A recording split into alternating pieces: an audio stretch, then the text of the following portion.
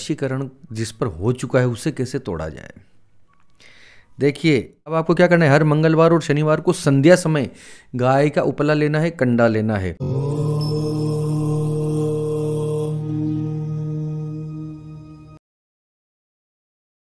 अमोघ शक्ति देखने वाले सभी दर्शकों को पंडित अखिलेश ओझा जी का प्रणाम, नमन।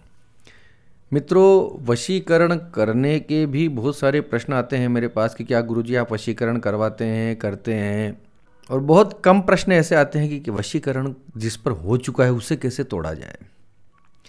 देखिए, एक बात तो साफ शब्दों में समझ लीजिए कि वशीकरण होता है, ठीक है। आजकल इसके केसेस भी बहुत ज़्यादा बढ़ रहे हैं, ये मैं देखता हूँ। इसमें से बहुत सारी चीज़ें हिस्टेरिक भी होती हैं, हिस्टीरिया से रिलेटेड भी हो सकती है, कोई मानसिक रोग भी हो सकता है। ये तो उसका टेस्ट रिपोर्ट करने पे ही समझ में आएगा कि एक्चुअल क्या है। लेकिन इस वीडियो में मैं आपको एक सुंदर सा उपाय बताने जा रहा हूँ जो गुरुमुख से सुना है, ठीक है। वशीकरण अगर किसी पे हो गया है या कोई किसी के प्रभाव में कोई व्यक्ति आ गया है, उच्चाटन हो गया है, दिग्भ्रमित हो रहा है, उसकी मानसिकता आपको ऐसा देख के लगता है कि कुछ हुआ तो है इस व्यक्ति के साथ, इसका व्यवहार बदला बदला सा लग रहा है, इस प्रकार से अगर आपके साथ आपके घर में कोई है, ये उपाय करके देखिए, निश्चित रूप से आराम मिलेगा। यदि कोई भीषण प्रयोग उसके ऊपर न किया गया हो, बाकी तो ईश्वर की इच्छा है, इस उपाय से भीषण भी कुछ हो तो वो भी हो ही सकता है। ऐसा नहीं है कि ईश्वर, आपका कर्म कितना है उस पर निर्भर करेगा। लेकिन ये उपाय बहुत बहुत बहुत लाभदायक है, बहुत इसके श्रेष्ठ फल मैंने होते हुए देखे हैं। चलिए उपाय शुरू करें। इसके अंदर, पूरे प्रयोग के अंदर आपको कुछ सामग्री की आवश्यकता पड़ेगी। आप इसे नोट डाउन कर लीजिए या पॉज करके लिखते रहिए।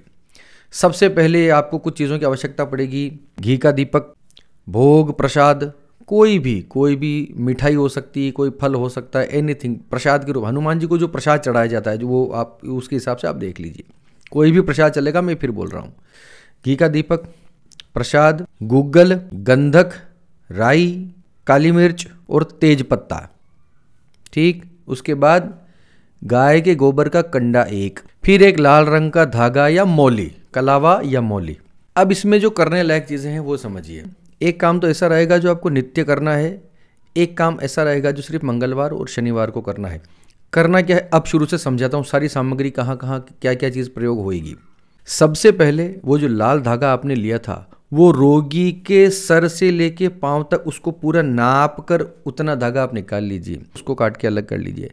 फिर उस धागे को आपको हनुमान जी के मंदिर में लेके जाना है। दिन कोई भी चुन सकते हैं, लोग अमूमन मंगलवार और शनिवार ही चुनते हैं, तो आप हनुमान जी के मंदिर में उसे लेके जाइए। हनुमान जी, अगर आपके पास ऐसी व्यवस्था है कि हनुमान जी के राइट हैंड पे आप उस धागे को बांध सकते हैं, तो उस धागे को हनुमान जी के दाईं हाथ पर बांध दीजिए। अगर ऐसी व्यवस्था नहीं है कि आप हनुमान जी को बांध नहीं सकते, तो कोई बात नहीं, कोई घबराने वाली बात नहीं है। हनुमान जी की दाईं तरफ, और अपना बायां हो जाएगा। अगर दरवाज़ा हो, उस दरवाजे के राइट हैंड, हनुमान जी के राइट हैंड की तरफ उस दरवाजे पर उस धागे को आप बांध सकते हैं।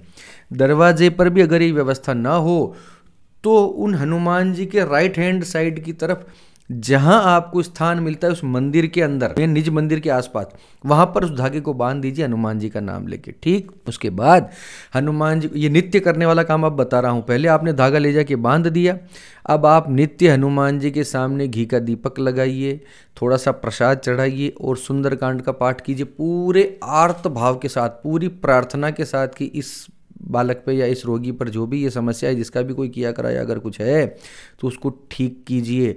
नहीं है तब भी इसकी मानसिकता ठीक कीजिए, इसकी ये रोग, ये पीड़ा, ये कष्ट इसका प्रभु टालिए। रोते हुए, दिल से आर्त पुकार करते हुए, अच्छे से प्रार्थना करते हुए ये काम कीजिए। ये आपको रोज़ करना है। अब एक चीज़ ऐसी है जो मंगलवार और शनिवार को आपको करना है, ठीक है। मैंने कुछ चीज़ें आपको शुरू में लिखाई थी, गंधक, गूगल, तेज पत्ता, काली मिर्च और राई। अब आपको क्या करना है, हर मंगलवार और शनिवार को संध्या समय गाय का उपला लेना है, कंडा लेना है।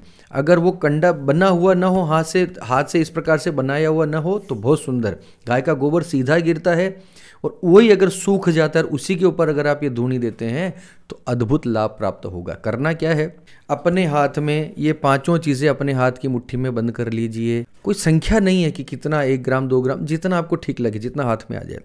थोड़ी सी गूगल, थोड़ा सा गंधक, थोड़ी सी काली मिर्च के दाने, थोड़ी सी राई के दाने और थोड़ा सा तेज पत्ते को आप चूरा भी कर सकते हैं, उसका चूरा भी बना के उसमें डाल सकते हैं।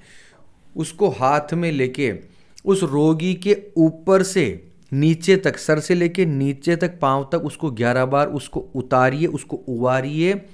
मन मन में हनुमान जी की कोई भी चौपाई आपको याद हो, नासे रोग हरे सब पीरा, जपत निरंतर हनुमत वीरा, ये चौपाई बोलते हुए, या सुंदरकांड की कोई भी चौपाई, या कोई भी चौपाई जो आपको अच्छे से अच्छी लगती हो, या हनुमान जी का कोई भी मंत्र हो, ठीक है, वो उसके ऊपर 11 बार उबार के उस कंडे के ऊपर आपको उसको जलाना है। कंडा पहले जला दिया जाएगा, पहले समझिएगा, जो लोग करते हुए हैं उनको पता है। कंडे को पहले जला के उसको लाल होने दीजिएगा, उसके बाद ये सारा उतार के उस धूनी के अंदर, उस जलते हुए कंडे के अंदर ये सारी चीज़ें उसके अंदर आपको संध्या समय डालनी है और प्रार्थना करनी है कि इस बालक की, इस रोगी की पीड़ा समाप्त हो जाए, वशीकरण इसका टूट जाए, किसी ने कुछ भी इसके ऊपर किया कराया हो तो वो टूट जाए। उसके बाद अपने हाथ पांव धो लीजिए, उसके ऊपर जल के, गंगा जल के छींटे दे दीजिए, उस रोगी के ऊपर भी और अपने ऊपर भी गंगा जल के छींटे दे दीजिए, ठीक है। ये इतना सा उपाय था, सुनने में आपको जटिल लगा होगा लेकिन बहुत सरल है, मैं फिर से बता देता हूँ, सुनिएगा। सबसे पहले आपको रोगी के नाप का लाल धागा, मौली या कलावा लेकर हनुमान जी के दाएं हाथ पर या उनकी दाईं तरफ, उनके दरवाजे पे, मंदिर की फाटक पे, जहां आपको ठीक लगे कि ये कहीं जाएगा नहीं यहाँ से, उसको वहां पर बांध दीजिए। उसके बाद हनुमान जी को नित्य भोग लगाकर, दीपक जलाकर, धूप बत्ती दिखाकर सुंदरकांड का पाठ करना है और ये प्रार्थना करनी है कि इस बालक के लिए मैं ये पाठ कर रहा हूँ, इसका वशीकरण तोड़ो, या इसके ऊपर किसी ने कुछ किया कराया हो तो वो तोड़ो, तंत्र बाधा कुछ किया कराया हो तो वो तोड़ो, आपके ऊपर है, ठीक है। इस प्रकार पाठ करते हुए सुंदरकांड का पाठ आपको नित्य करना है। हर मंगलवार और शनिवार को आपको मैंने 5 चीज़ें बताई, गंधक, गुग्गल, काली मिर्च, राई और तेज पत्ता, इन 5 चीज़ों को हाथ में लेकर मंगलवार और शनिवार को उस रोगी के ऊपर संध्या समय 11 बार उबार कर जलती हुई धूनी में, जलते हुए कंडे पर उसको फेंकना है, उसको डालना है। कोई भी मंत्र जपते हुए आपको उबारना है और उसके ऊपर धुनी पर डालना है, उसकी धुनी आपको लगानी है। उसके बाद हाथ पांव धो लीजिए, अपने भी गंगा जल के छींटे खुद को भी दे दीजिए और जिस व्यक्ति से आपने उतारा किया है उसके ऊपर भी छींटे दे दीजिए। अंत में जो राख बचेगी उसको किसी पौधे में डाल दीजिए या किसी नाली में बहा दीजिए, कोई फर्क नहीं पड़ता, उसको फेंक दो कचरे में, ठीक है। ऐसा कोई घबराने वाली बात नहीं, वो कोई सात्विक वस्तु नहीं थी जिसको आपने उतारा किया। नाली में फेंक दो, उसको कचरे में बहा दो, जहाँ दिल करे, कोई दिक्कत नहीं, किसी निर्माल्य में डाल दो, उसका कोई नियम नहीं।